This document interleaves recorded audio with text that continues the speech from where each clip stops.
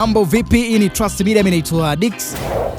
Bana, kwenye safari za anga utajiuliza labda vitu gani ambavyo vinakuwa vinatumika. Mfano, kuna safari ya juzi ya wanasayansi kutokea pale Marekani.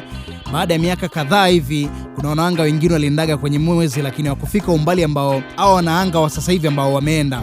Mfano, hii safari ya pili ya wanaanga kutokea Marekani, Artemis 2, ambapo walienda wakaukaribia mwezi kabisa na imekuwa na mafanikio makubwa sana. Sasa ukiachana na chombo ambacho kinaenda kwenye hizo anga, nazungumzia kama mwezi, sayari nyingine, ukiachana vile vyombo, kwa sababu ni vyombo ambavyo vinatengenezwa kwa muda mrefu, lakini pia ni vyombo ambavyo story ambayo ilipita tulikugusia hapa, update zaidi jinsi ambavyo kilitengenezwa, jinsi ambavyo kinaweza kuproduce, kama sehemu kuna joto kali kiweke ubaridi wa kawaida, au baridi kali kiweke joto la kawaida.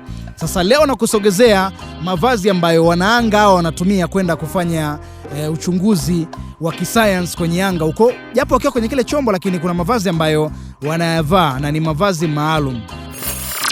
Je, unajua suti moja ya mwanaanga inaweza kugharimu dola milioni 12? Unaona, dola milioni 12 ukizileta kwa pesa za kibongobongo ni biza kutosha hizo. Hiyo ni suti tu, lakini pia cha kushangaza, gharama hiyo haitokani na kitambaa ambacho unachokiona nje. Ukweli ni kwamba sehemu kubwa ya bei ipo kwenye mfumo wa kuokoa maisha iliyo ndani yake. Hii suti bana ina teknolojia ya hali ya juu, kudhibiti shinikizo la mwili, kupunguza joto, mawasiliano, ulinzi dhidi ya vipande vidogo vidogo vya anga ambavyo vinasafiri kwa kasi kubwa.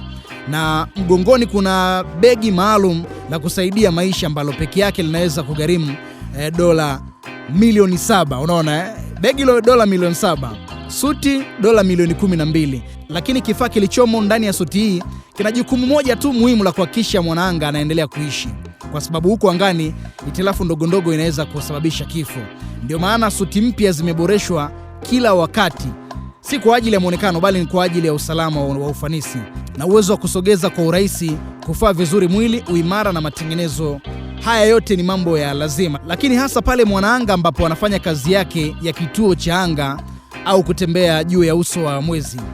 Kwa kifupi, usahihi huu wote unagharimu pesa nyingi sana, kwa sababu moja tu, kulinda uhai wa binadamu katika mazingira hatarishi zaidi kuwahi kuwepo. Kwa sababu sometimes unajua kule juu, kile kifaa ambacho kinaenda kule juu kinaweza kikapata hitilafu. Unaona, kikipata hitilafu kikaganda kule, nadhani watu wengi mmeshakuwa mnaangalia hizi movie na kuna movie ambazo wamejitahidi kuonyesha kama uhalisia wa vitu kama hivyo, na sometimes kuna sasa hivi vifaa vinaharibikaga, vinaganda hata kule juu, kwa sababu kuna sehemu ya sayari nyingine hata mtu akienda hauruhusiwi kutembea kama ambavyo tunatembea sisi yani hauruhusiwi kutembea kama ambavyo tunatembea sisi kwa kunyanyua miguu.